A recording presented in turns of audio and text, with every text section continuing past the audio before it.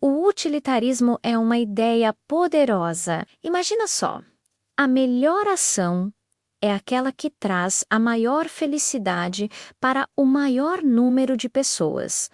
Parece simples, não é? Mas quando a gente traz essa filosofia para o mundo real, para os nossos dilemas do dia a dia, a coisa complica. Hoje, vamos mergulhar fundo nos desafios, nas críticas e nas incríveis aplicações práticas do utilitarismo no século XXI. Será que essa teoria ainda dá conta do recado? O utilitarismo não ficou só nos livros de filosofia. Ele invadiu a medicina, a política, a tecnologia, basicamente qualquer área onde decisões difíceis precisam ser tomadas. Por quê? Porque ele nos força a pensar nas consequências, no impacto real das nossas escolhas no bem-estar das pessoas. Isso é super útil quando os recursos são limitados e os interesses são conflitantes, mas ao mesmo tempo, o utilitarismo sofre críticas pesadas. A principal delas é: e os direitos individuais? Será que vale sacrificar uma pessoa para salvar 5? Pensa naquele experimento mental clássico do transplante forçado. Um médico poderia matar um paciente saudável para usar seus órgãos e salvar 5 pessoas que precisam de transplantes? Um utilitarista radical diria que sim, maximizaria a felicidade.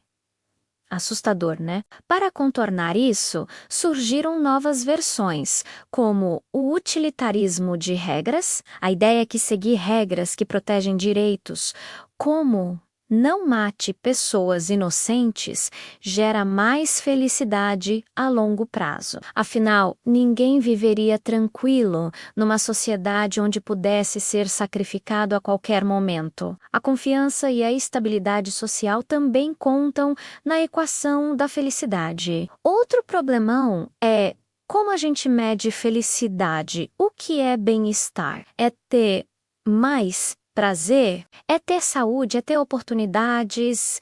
É uma pergunta difícil. Hoje, os pesquisadores tentam combinar dados objetivos, como renda e expectativa de vida, com dados subjetivos, como o nível de satisfação que as pessoas dizem ter.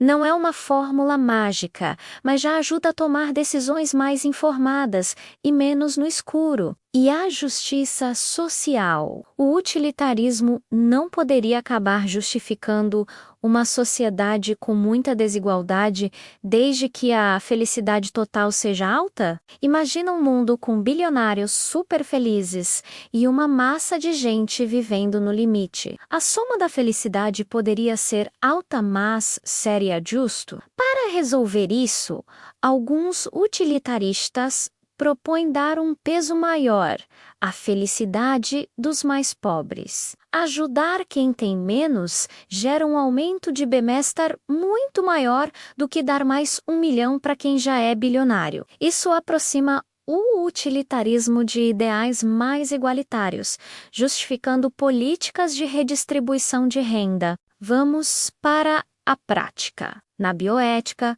o utilitarismo apareceu com tudo durante a pandemia. Como decidir quem recebe o último leito de UTI ou a primeira dose da vacina? Os critérios usados, como salvar o maior número de vidas ou priorizar profissionais da saúde, são puro pensamento utilitarista. É uma lógica consequencialista que busca o melhor resultado possível numa situação trágica. É polêmico, mas pelo menos torna os critérios transparentes e abertos ao debate público. Agora, e a tecnologia? Nossos feeds de redes sociais, os sistemas de recomendação da Netflix, os algoritmos de crédito, tudo isso é desenhado para, de certa forma, maximizar alguma coisa.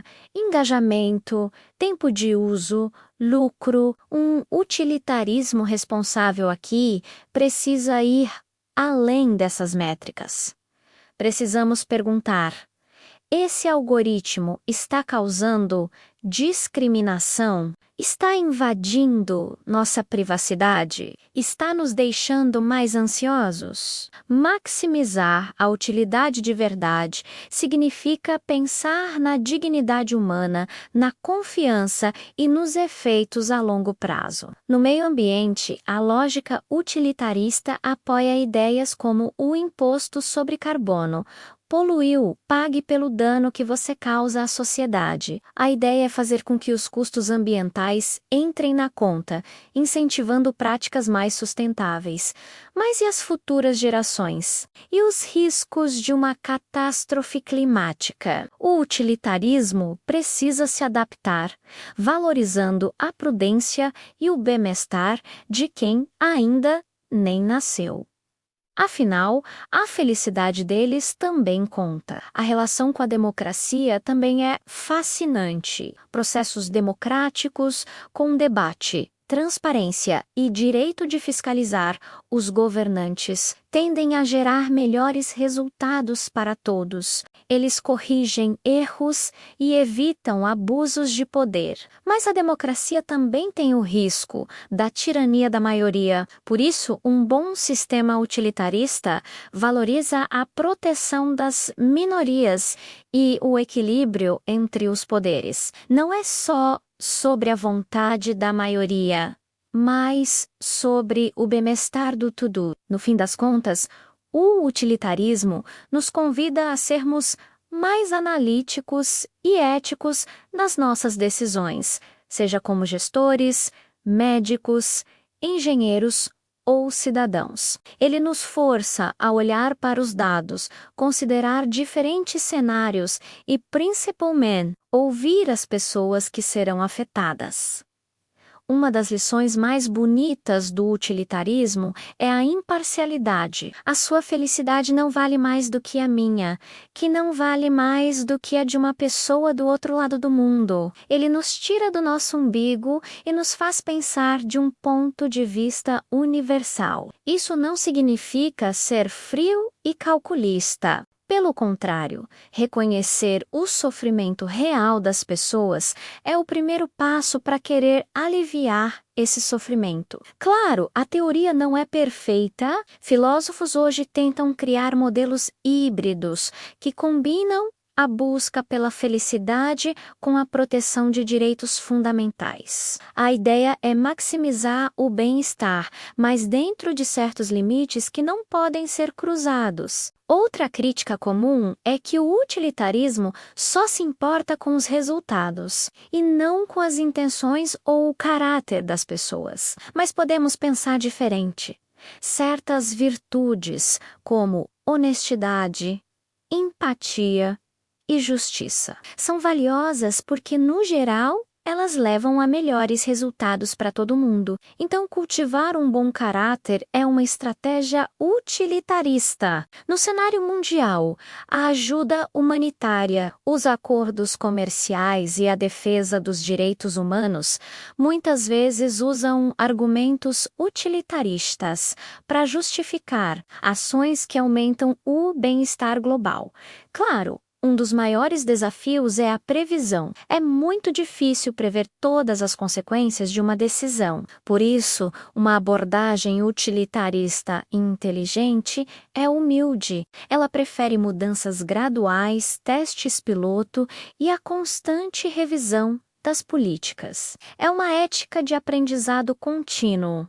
Resumindo, os desafios do utilitarismo não o invalidam, eles o tornam mais maduro e complexo. Eles nos convidam a criar uma versão da teoria que se preocupa com direitos, com justiça e com a diversidade, sem nunca perder de vista o objetivo promover o bem-estar coletivo. O utilitarismo continua sendo um guia poderoso, uma bússola moral que nos desafia a olhar para além de nós mesmos e a perguntar: qual é o impacto real das minhas escolhas no mundo? Equilibrar essa busca por resultados com o respeito por cada indivíduo é talvez o maior desafio ético do nosso tempo. Obrigado por assistir! Se você gostou dessa discussão, Não se esqueça de curtir, se inscrever no canal e compartilhar com seus amigos.